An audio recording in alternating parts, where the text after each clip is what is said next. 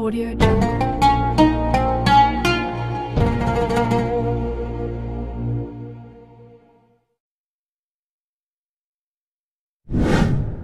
Pada zaman Nabi Muhammad SAW dilahirkan, standar kemuliaan manusia dilihat dari hartanya.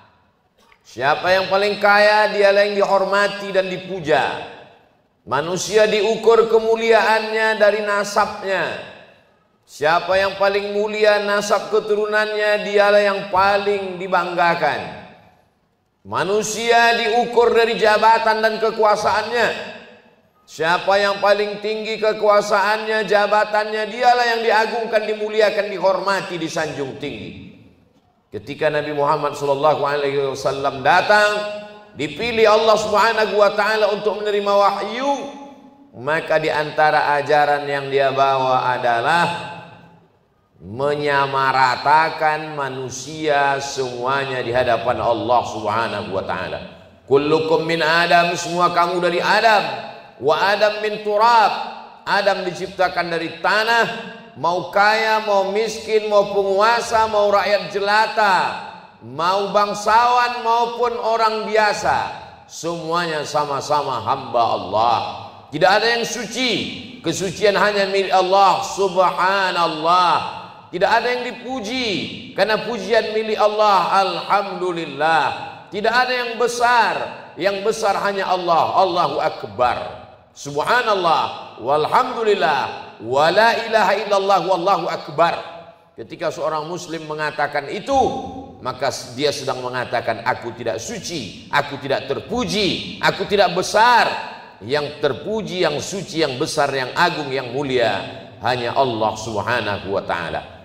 Ketika Nabi mengajarkan ini, tidak semua orang senang.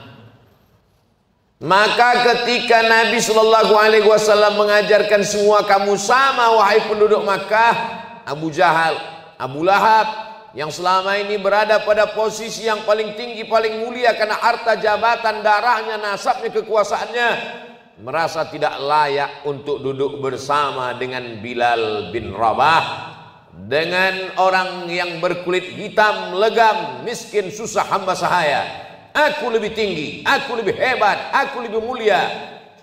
Ini ajaran yang sekarang dibawa, diajarkan kemanusiaan sama di hadapan hukum. Itu ajaran sudah dibawa 14 abad silam oleh Nabi Muhammad SAW. Ketika ada seorang perempuan mencuri, lalu kemudian dimintakan keringanan hukumnya kepada Nabi SAW. Apa kata beliau? Innama ahlaka man kana qablakum, orang-orang sebelum kamu binasa gara-gara ini. Idza saraqa fihi mudha'if, kalau yang mencuri itu rakyat jelata, orang lemah, aqamu alaihi al-hadda, mereka tegakkan hukum. Wa idza saraqa fihi musyarif, tapi kalau yang mencuri itu adalah orang yang mulia, taraku, mereka biarkan. Itulah penyebab orang-orang sebelum kamu binasa. Kesamaan derajat manusia di hadapan hukum. Kalaulah Islam itu hanya sekedar mengajak puasa sunat, orang-orang kafir musyrik jahiliyah tidak marah, karena menahan makan tidak akan memudaratkan siapapun.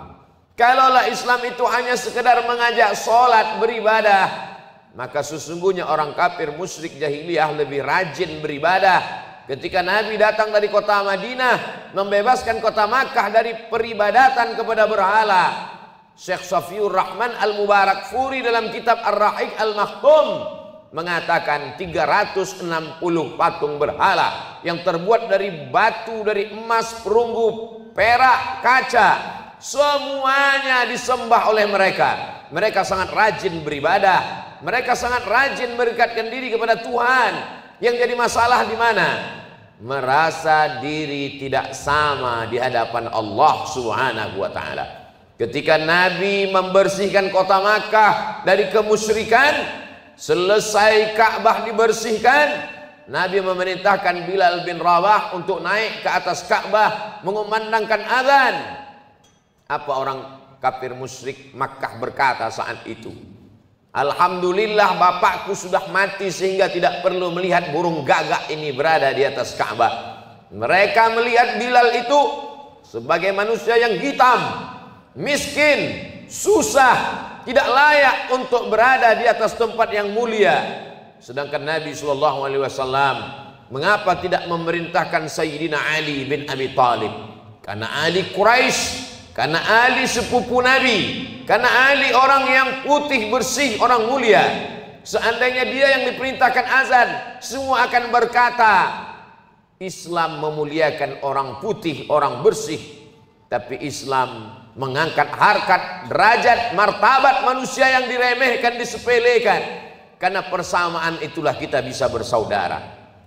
Duduk sama rendah, tegak sama tinggi, merasakan satu penderitaan, persamaan di hadapan hukum, sama-sama hamba Allah, diciptakan dari Nabi yang sama, Adam alaihi salam, berada di atas muka bumi yang sama, dan akan kembali menghadap Allah yang sama. Inilah inti ajaran Islam. Kita bisa berukhuwah, bersaudara karena Allah, kalau kita merasakan perasaan yang sama. Tapi kalau kita merasa lebih dari orang lain, aku lebih mulia, aku lebih angkuh, aku lebih sombong, aku lebih tinggi, maka sesungguhnya orang yang rendah akan sulit untuk merasa dekat dengan orang yang merasa dirinya lebih mulia. Maka keangkuhan dan kesombongan ini amat sangat tercela dalam Islam. La yadkhulul jannah, tidak masuk surga. Man kana fi qalbihi, siapa yang dalam hatinya mithqala habbatin min khardalin min kibrin, ada sombong sebesar biji sawi, tidak akan mencium bau surga. Iblis keluar dari surga bukan karena dia menyembah berhala. Iblis berdosa bukan karena berzina. Iblis tidak ghibah, makan haram, riba. Mengapa iblis keluar dari surga? Allah bertanya kepada iblis. Allah bertanya bukan karena Allah tidak tahu, Allah maha tahu. Allah ingin beritahu pada siapa yang tidak tahu. Ma mana'aka alla tasjuda li Adama idh amartuk. Kenapa engkau tidak mau sujud kepada Adam ketika aku perintahkan engkau untuk bersujud kepadanya? Khalaqtani min nar, kau ciptakan aku dari api. Wa khalaqtahu min tin, sedangkan dia kau ciptakan daripada dia. Aku lebih mulia, lebih terhormat, lebih tinggi daripada dia. Iblis bercerita tentang ibadah, ibadahnya sangat banyak. Karena banyaklah ibadahnya, maka dia selevel, setara dengan para malaikat. Wa idh qulna lil malaikati isjudu li Adam, ketika kami perintahkan kepada seluruh malaikat untuk bersujud kepada Adam, fasajadu, semuanya bersujud illa iblis, kecuali iblis. Iblis bukan malaikat. Kana minal jinni, iblis berasal dari kalangan jin. Fafasaqa an amri rabbih, dia melawan perintah Allah. Iblis bukan malaikat, yang diperintahkan bersujud adalah malaikat. Kenapa tiba-tiba ada satu makhluk bukan malaikat bisa setara dengan malaikat? Karena ibadahnya yang luar biasa. Tapi ketika diperintahkan untuk memerintahkan, Allah perintahkan sujud kepada manusia, disitulah bangkit keangkuhan, kesombongannya, keegoannya. Dalam Islam kita diajarkan, siapa yang datang ke masjid tidak dilihat jabatan, kekuasaan, harta, nasabnya, dia berhak untuk duduk pada shaf yang pertama. Begitulah hebatnya ajaran Islam. Ajaran Islam tidak memilah dan memilih. Siapapun akan masuk surga kalau dia bersih. Illalladzina amanu, syaratnya beriman, wa amilus salihati, dan beramal saleh. Rasa asal muasal yang sama, dengan Allah yang sama, dengan Rasul yang sama. Seorang berkulit hitam memeluk erat Nabi Muhammad SAW. Nabi bertanya, kenapa kau peluk aku? Aku berkulit hitam, aku miskin, aku hamba sahaya, aku bukan siapa-siapa. Aku tidak yakin di akhirat nanti akan bersamamu ya Rasulullah. Nabi menjawab, al-mar'u ma'aman ahab, orang akan bersama dengan siapa yang dia cintai. Kita bersama bukan karena kita sama satu nasab. Kita akan bersama bukan karena kita sama-sama kaya. Kita bersama bukan karena sama-sama berkuasa.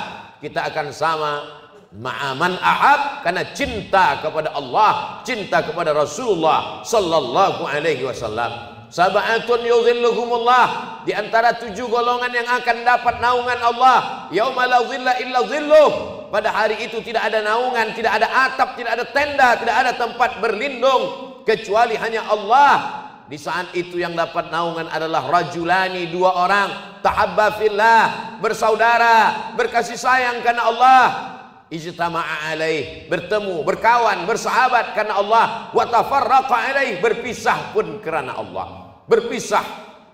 Sesama orang yang kaya akan indah berteman, bersahabat. Tapi begitu yang satu jatuh miskin, dia merasa rendah, dia merasa tidak layak untuk duduk bersama. Tapi kalau dia bersaudara karena Allah, tidak akan lapuk karena hujan, tidak akan lekang karena panas. Bersaudara karena la ilaha illallah Muhammadur Rasulullah.